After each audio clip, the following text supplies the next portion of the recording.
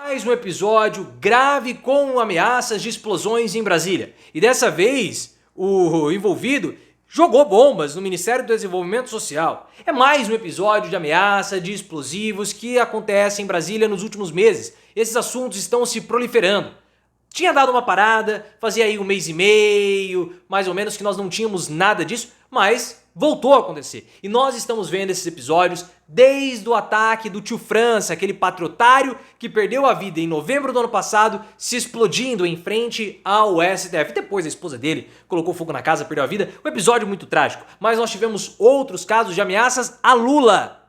A Lula. Nesse caso, não sei, do Ministério do Desenvolvimento Social, não sei se havia tanta motivação política assim. Parecia que o cara era meio Pinel das ideias. Mas eu quero saber a sua opinião. O que você tem achado desses episódios? É preocupante? Qual é a motivação que leva essas pessoas a realizarem esses ataques? É motivação política? E tem gente dizendo que eu estou parecendo com o Nick Carter do Backstreet Boys. Even in my heart, I see you are not being true to me. E eles vão vir pro The Town, hein? Backstreet Boys no The Town em São Paulo. Tô pensando em quem sabe a gente não se encontra lá no The Town. Sempre gostei dos Backstreet Boys. O meu favorito era o Kevin. E quem era o seu favorito? Você prefere NSYNC ou Backstreet Boys? Eu preferia mais o NSYNC, devo admitir, gostava muito do JC. Mas qual a sua opinião? Deixa o like se você gostou da minha cantoria. Se você não gostou, você também vai deixar o like e se inscreva no canal. Mas vamos falar do assunto do vídeo. Foi muito mais bombástico do que a minha cantoria, porque eu tenho certeza que na hora que eu cantei ali,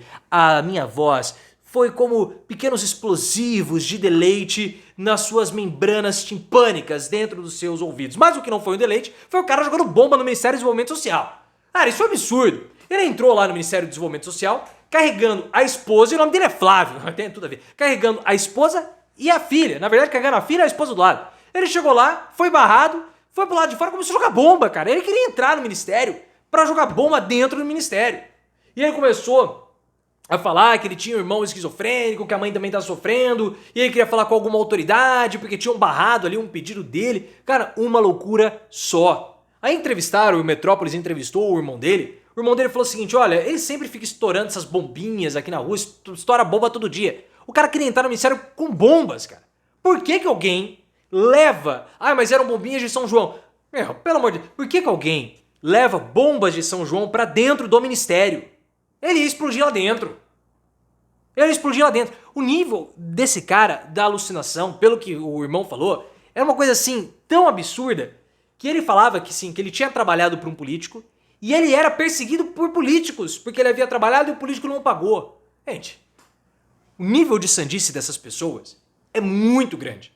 Por isso que não dá pra a gente achar que, ah não, é trivial, é uma bobeira, porque não é. Não é. O Gilmar Tato, que faz parte da Tatolândia, né? Porque, cara, São Paulo tem umas coisas, o PT de São Paulo tem umas figuras. Gilmar Tato, Enio Tato, aí tem o outro lá Tato. A família Tato. É uma vergonha política pra São Paulo esses caras do PT. Tanto que o PT de São Paulo, não vou falar nada, né? Enfim. O Gilmar Tato veio falando que poderia ter motivações políticas para esse caso. E até o momento da gravação desse vídeo, não havia motivação política. Era mais, aparentemente, loucura mesmo da pessoa. Só que é muito interessante, porque isso, o que o rapaz do Ministério do Desenvolvimento Social fez, o Bombinha de São João fez, é exatamente aquilo que o Bolsonaro sempre defendeu. Ações individuais. Resolva os problemas você mesmo, como se não houvesse sociedade, como se não houvesse Estado, como se não houvesse leis. O que ele fez? Olha, eu tentei resolver o meu problema pelo ministério. Não deu certo, eu vou lá e explodo. Não tem, em essência, diferença nenhuma daquilo que o Bolsonaro e os neoliberais defenderam na época da crise sanitária. Todo mundo vai pegar. Ao invés de nós adotarmos uma resolução coletiva com distanciamento, proteção com imunização, distanciamento não, cada um pega, cada um resolve do seu jeito. É a destruição completa da nossa própria sociedade, dos valores republicanos, porque você tem a destruição completa das leis, e era isso que Bolsonaro promoveu ao longo dos 4 anos de governo, destruindo ministérios, destruindo o tecido social impondo a lei do mais forte. Ele, o patriotário da bombinha de São João, não conseguiu impor a sua força, tentou ali explodir. Só como que a bombinha dele era muito pequena, como é a bombinha dos bolsonaristas, todos eles, né, principalmente do Eduardo Bolsonaro, ele não conseguiu nada. Só que esse caso, pessoal, ele é sério porque é mais um. É mais um. Ao longo de 2025, nós já tivemos vários. Teve o evento da Janja em São Paulo, que o rapaz mandou ameaças para vários convidados, dizendo que haveria uma chacina ali. Polícia Federal foi acionada. Depois nós tivemos 2 pessoas que estavam se deslocando para Brasília em momentos diferentes, ameaçando que iriam tirar a vida do Lula e que teria um banho de sangue em Brasília. Então, foram lá, a Polícia Federal atuou e prendeu o cara. Fora o golpe punhal verde e amarelo. E toda vez que acontece um episódio como esse, de ameaça bomba, de explosão, de ameaça de tirar a vida do Lula, o Bolsonaro se ferra mais.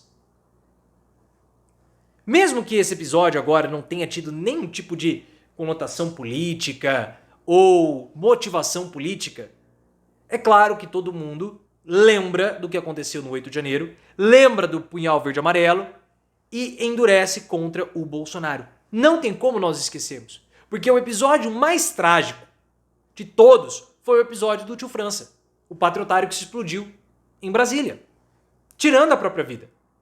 Os familiares falaram, ele ficou completamente obcecado depois que Bolsonaro se tornou presidente. Ele começou a acreditar em teorias da conspiração, começou a ir para uma outra vertente da política que não tem nada a ver, porque são pessoas muito simples, pessoas ignorantes, que começam a acreditar nas teorias da conspiração porque são muito mais fáceis de entendimento do que relações sociais complexas e são levadas a atos extremos, acreditando em qualquer coisa, sabe-se lá o que passa na cabeça deles. E aconteceu isso também agora. E o pior, que no caso do Tio França, foi muito trágico, porque a esposa dele tocou fogo na casa, ela queimou o corpo todo, perdeu a vida depois. É muito sério. E quantos dos patriotários que foram presos no 8 de janeiro não foram motivados por isso também? Por uma loucura, por uma teoria da conspiração. O cara que reza pra pneu, amigo. O cara que reza pra pneu. Só tem uma pessoa que é mais insana do que o cara que reza pra pneu, aquele que fala que eu não estou bonito e principalmente que meu cabelo não tá charmoso. Aí esse é o mais insano de todos os insanos. O mais insano de todos os insanos. Mas é grave, sério que isso esteja acontecendo e, infelizmente, eu não creio que esse episódio da explosão no Ministério vai ser o último. E não acredite, não acho que é só pela direita não, porque o Adélio Bispo foi um cara pela esquerda do PSOL, foi lá e deu uma facada no Bolsonaro. Também completamente alucinado, por mais que o Bolsonaro queira insistir que havia toda uma conspiração por trás do Adélio, não tinha nada. Até a própria Polícia Federal do Bolsonaro comprovou que não tinha nada, que o Adélio era só um maluco.